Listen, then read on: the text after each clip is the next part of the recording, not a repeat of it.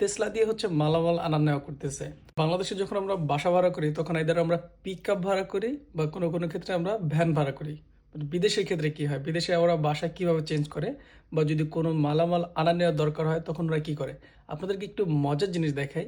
যদি ব্যাপারটা এরকম হয় বিদেশে যে টেসলা দিয়ে হচ্ছে মালামাল আনা নেওয়া করতেছে, তো আপনাদেরকে একটা চমৎকার জিনিস দেখে যে উন্নত বিশ্বের কি সুবিধা আছে। তো আমার বাসায় যে মালিক, সে হচ্ছে আমাদের যে বাড়ির হচ্ছে ফেন্ট, এই ফেন্ট দেওয়ার জন্য হচ্ছে কাঠ কিনছিল। তো আমাদের এক্সট্রা কিছু কাঠ ছিল, তো এই কাঠটা হচ্ছে উনি বিক্রি করে দিছে। আর বিক্রি করার জন্য একটা মজার জিনিস আপনাদেরকে দেখাই, যারা হচ্ছে এটা কিনেছে ওরা হচ্ছে একটা টেসলা নিয়ে আসছে। মানে ক্যান ইউ ইমাজিন।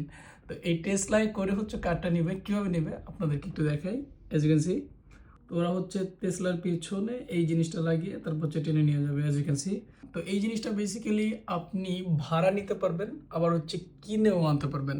তো ব্যাপারটা খুবই চমৎকার লাগলো, তো আমার মনে হলো যে আপনাদের সাথে শেয়ার করা যায়। Thank you.